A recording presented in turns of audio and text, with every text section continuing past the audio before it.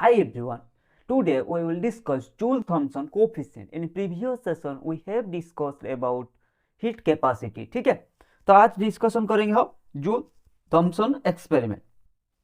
Experimental setup की हमारे जरूरत कोई नहीं है, ठीक है, बस थोड़ा ओवरव्यू कर लेते हैं एंड इसका जो जूल-थॉम्सन कोएफिशिएंट होता है उसको डिस्कशन करना है। देखो, when gas is subjected from high pressure region to low pressure region through a porous plug, adiabatically cooling takes place। ठीक है, तो इसका मैम एक्सपेरिमेंटल जो रिजल्ट है वही हम डिस्कशन करेंगे। ठीक है, क्या है इसने बोला अगर एक gas high pressure region to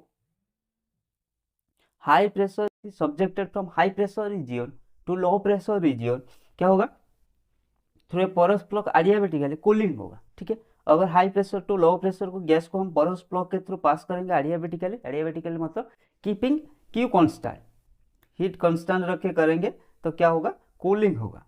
ठीक है, कूलिंग होगा एक्सेप्ट हाइड्रोजन एंड हीलियम। ठीक है, at the same condition temperature and pressure when these gas are subjected from higher pressure region to lower pressure region through porous plug adiabatically heating takes place। clear, same condition of temperature and pressure when these gas are subjected from high pressure region to low pressure region through a porous plug adiabatically heating takes place। मतलब same gas मतलब hydrogen and helium, ये दोनों gas को देखो joule-Thompson experiment से क्या पाया, अगर हम एक पोरस प्लग के through high pressure region to low pressure region को क्या करेंगे, adiabatically मूव कराएंगे। ठीक है, तो हमारा क्या होगा, कूलिंग होगा, लेकिन हाइड्रोजन हीलियम के केस में हमारा क्या होगा, हीटिंग होगा। ठीक है, this effect is known as Joule Thomson effect. It is an isoenthalpic and adiabatic process. Isoenthalpic मतलब delta H equals to 0, isoenthalpic process and adiabatic process ये तो पता है डेल्टा Q इक्वल्स टू 0। ठीक है, तो यही था हमारा जो summary of the Joule Thomson experiment या जूल-थॉम्सन इफेक्ट। ठीक है, जब high pressure region low pressure को जाएगा through a porous plug adiabatically हमारा कूलिंग होगा, लेकिन हाइड्रोजन एंड हीलियम के केस में हीटिंग होगा। ठीक है, ये आइसोएंथैल्पिक प्रोसेस है एंड एक adiabatic है। ठीक है, ये याद रखना, ये आइसोएंथैल्पिक है। ठीक है, कभी कभी ऐसा क्वेश्चन भी आ जाता है, क्या पता। देखो, enthalpy is a function of temperature and pressure. ठीक है, तो DH इक्वल्स टू हम लिख सकते हैं DH by dt keeping P constant dt plus DH by dP keeping T constant dP। ठीक है, तो हमें पता है ये आइसोएंथैल्पिक प्रोसेस है, ये क्या है, आइसोएंथैल्पिक। तो isoenthalpic means delta H equals to 0। हाँ सर, तो 0 इक्वल्स टू हम लिख सकते हैं, ये 0 हो गया, 0 equals to DH by dt keeping P constant dt plus DH by dP keeping T constant dP। ठीक है, तो 0 इक्वल्स टू ये क्या है, ये क्या है, heat capacity at constant pressure, हमने पढ़ा था DH divide by dt at constant pressure. ठीक है, heat content and constant pressure उसको हम बोल सकते हैं एंथैल्पी। तो हम Cp इक्वल्स टू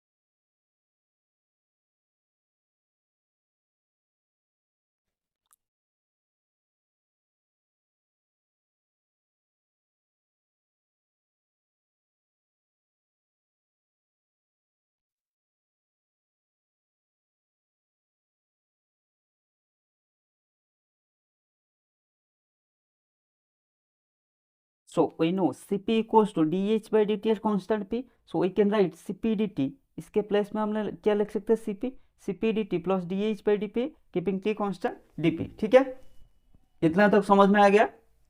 पहले क्या था, enthalpy is a function of temperature and pressure. अगर इसका हम DH लेंगे, DH इक्वल्स टू ये क्या हो जाएगा, DH by dt keeping P constant dt plus DH by dP keeping T constant dP। ठीक है, हमें पता है क्या जूल-थॉम्सन जो एक्सपेरिमेंट होता है ये आइसोएंथैल्पिक मतलब डेल्टा H 0। ठीक है, आइसो का मतलब क्या, सेम एंथैल्पी का मतलब आइसोएंथैल्पिक मतलब सेम एंथैल्पी। सो DH क्या हो जाएगा, 0 हो गया and DH by dt keeping P constant, ये क्या है, heat capacity at constant pressure. So we can write 0 equals to Cp dt plus DH by dP keeping T constant dt। ठीक है, let's move to next question. ये हो गया, sorry then we can write Cp dt equals to minus dH by dP, minus अगर सही से दिख नहीं रहा है ये माइनस है, ठीक है, minus dH by dP keeping T constant dP, ठीक है। Now we can write dt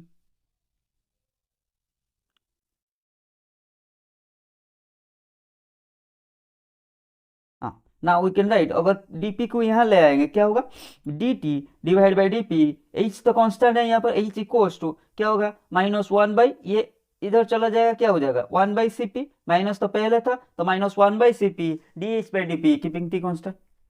समझ में आएगा, dt को यहाँ ले आए और Cp को यहाँ ले गए, तो ये 1 बाई Cp, ये dt by dp keeping h constant, ठीक है। नेक्स्ट ये क्या है, म्यू जेटी मतलब Joule Thomson coefficient, mu JT Joule Thomson coefficient, ये क्या होता है, डीएच, ठीक है, tangent enthalpy with respect to, sorry क्या बोल दिया, mu jet Joule Thomson coefficient equals to क्या होगा, dt divide by dp change in temperature with respect to pressure at constant enthalpy, यही होता है हमारा, क्योंकि टेम्परेचर एंड प्रेशर वहां पर हमने जो भी किया था, ठीक है, एडियाबेटिकली एंड आइसोथर्म एंड आइसोएंथैल्पिक रखा था प्रोसेस, तो म्यू जूल थॉमसन कोफिशिएंट क्या होता है, dt by dp keeping h constant equals to क्या हो गया, minus 1 by Cp dH by dp keeping T constant, ठीक है। तो ये याद रखना, जूल थॉमसन कोफिशिएंट कैसे डिराइव होता है वो मैंने आपको बता दिया, ठीक है। तो क्या होता है, mu JT equals to minus 1 by Cp, ठीक है, dH by dp at constant temperature, minus 1 by Cp क्या है, heat capacity at constant pressure. समझ में आएगा डेरिवेशन कैसे हुआ, समझ में आएगा, और एक बार देख लीजिएगा, ठीक है। ये था, शुरू कहां से हुआ था, यहीं से शुरू हुआ था, ठीक है, एक बार देख लीजिए, ठीक है, हो सके तो स्क्रीनशॉट भी ले लीजिए, ठीक है। Let's move, so mu jet equals to, we can write mu jet equals to minus 1 by Cp, ठीक है। ये क्या था क्या, minus 1 by Cp dH by dP at constant temperature, minus 1 by Cp dH by dP at constant temperature, ये क्या है, ये क्या है, क्या ये है, क्या ये है, क्या second thermodynamic equation of state, change in enthalpy with respect to change in pressure at constant temperature is known as second thermodynamic equation of state. तो dH बाई dP क्या हुआ, second thermodynamic equation of state, dH by dP at T constant क्या होता है, minus TBT, ठीक है, short trick क्या है, minus TBT keeping P constant, ठीक है, प्लस भी, यही था। तो यही पुट कर दिया, minus 1 by Cp minus T dV by dt constant P plus, ठीक है। सो वी कैन राइट, अगर माइनस मल्टीप्लाई कर देंगे 1 बाई Cp, ये क्या माइनस माइनस प्लस हो गया, T dV by dt P, ये क्या हो जाएगा माइनस P, ठीक है। तो ये हो गया हमारा जूल थॉमसन कोफिशिएंट का आखिरी फाइनल फॉर्मूला। समझ में आ गया, पहले जूल थॉमसन कोफिशिएंट का डेरिवेशन पूरा, जूल थॉमसन कोफिशिएंट का डेरिवेशन पूरा समझ में आ जाना चाहिए। हाँ जी sir, mu jet equals to हमारा क्या है, 1 by Cp T dB by dt at constant pressure minus B, ठीक है, क्योंकि ये क्या है, second thermodynamic equation of state. अगर second and first thermodynamic equation of state में कुछ भी डाउट है, कैसे आया, कहां से आया, वो क्या है, तो मेरा वो वाला वीडियो आप देख सकते हो, ठीक है। तो समझ में आ गया, Joule Thomson coefficient mu jet equals to 1 by Cp T dV by dt at constant pressure minus B, ठीक है। सर फॉर आइडियल गैस, ये याद रखना, ठीक है, डेरिवेशन की कुछ जरूरत नहीं है। For ideal gas mu jet मतलब जूल थॉमसन कोफिशिएंट 0 होता है, एंड फॉर रियल गैस, ठीक है, रियल आइडियल गैस के लिए change in enthalpy change in pressure at T ये 0 होता है, ठीक है।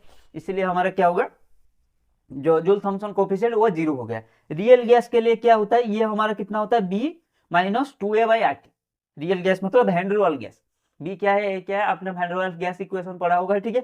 तो B minus 2A by RT, तो म्यू जेट इक्वल्स टू क्या हो जाएगा, minus 1 by Cp B minus 2A by RT, क्योंकि म्यू जेट इक्वल्स टू क्या था, अभी भी पढ़ के आया ना, 1 by Cp dH by dP। अगर कंफ्यूज हो रहे होंगे सर 1 बाई Cp कहाँ से आ गया, तो dH by dP for an ideal gas, sorry for an real gas, that means van der Waals gas B minus 2A by RT। So we can write Joule Thomson coefficient mu jet equals to minus 1 by Cp B minus 2A by RT, ठीक है। समझ में आएगा, for ideal gas 0 होता है, for real gas क्या होता है, minus 1 by Cp B minus 2A by RT। Thermodynamics is full of formulas and all. Case 1 देखते हैं, eight low temperature force of attraction that is ए, ठीक है, ये ए को हम ले रहे हैं फोर्स ऑफ अट्रैक्शन, बी है फोर्स ऑफ रिपल्सन। तो एट लो टेम्परेचर क्या होगा, force of attraction greater than force of repulsion, ठीक है, तो ए greater than B, that means B minus 2a/RT, A ज्यादा है बी से, तो ये क्या होगा, ए ज्यादा है बी से, तो ये पॉजिटिव हो जाएगा बी माइनस 2a/RT, तो म्यू जेटी हमारा क्या होगा, पॉजिटिव। तो at low temperature force of attraction greater than force of repulsion that is A greater than B, that means इस whole term B minus 2a/RT equals to positive होगा, ठीक है। तो अब क्या हो जाएगा, जूल थॉमसन एक्स कोफिशिएंट हमारा क्या हो जाएगा, पॉजिटिव, ठीक है। डीपी क्या होगा, नेगेटिव, dt नेगेटिव, सो T1 ग्रेटर देन, देखो यहाँ पर dp क्या होगा, नेगेटिव, एंड लो टेम्परेचर हो रहा है तो dt नेगेटिव, dt नेगेटिव हो रहा है मतलब T1 greater than T2, dt negative मतलब क्या, हाइट मतलब T1 greater than T2, that means क्या है, कूलिंग हो रहा है, ठीक है। तो एट लो टेम्परेचर में हमारा क्या हो रहा है, कूलिंग हो रहा है, समझ में आ गया। Force of attraction greater than force of repulsion, तो whole term positive, dp negative and dt negative, dt negative मतलब T1 greater than T2, that means cooling हो रहा है, ठीक है। At high temperature force of attraction less than force of repulsion, तो dt negative, dt क्या होगा, dt positive होगा, dt पॉजिटिव, तो dt positive that means T1 less than T2, that means heating हो रहा है, ठीक है, यहाँ पे dt पॉजिटिव, समझ में आ गया। तो एट लो टेम्परेचर में क्या था, चेंज इन टेम्परेचर नेगेटिव था, तो ये क्या हो गया, T1 ग्रेटर देन T2, तो दैट मीन्स कूलिंग, ठीक है। एंड हाई टेम्परेचर में dt पॉजिटिव था, तो T1 लेस देन T2 हो गया, दैट मीन्स हीटिंग, ठीक है, समझ में आ गया। At inversion temperature that is mu JT equals to 0, ठीक है, जूल थॉमसन कोएफिशिएंट 0 होता है, तो एट इन्वर्सन टेम्परेचर में तो नाइदर हीटिंग नॉर कूलिंग, तो समझ में आ गया। लो टेम्परेचर ये याद रखना आसान है, low temperature cooling, high temperature क्या है, हीटिंग, ठीक है, low temperature cooling, high temperature heating, inversion temperature हमारा नाइदर कूलिंग नॉर हीटिंग, ठीक है। तो यही था हमारा डिटेल्स जूल थॉमसन कोएफिशिएंट। सो आज के क्लास में इतना ही, मिलते हैं अगले क्लास में, कीप लर्निंग कीप ग्रोइंग।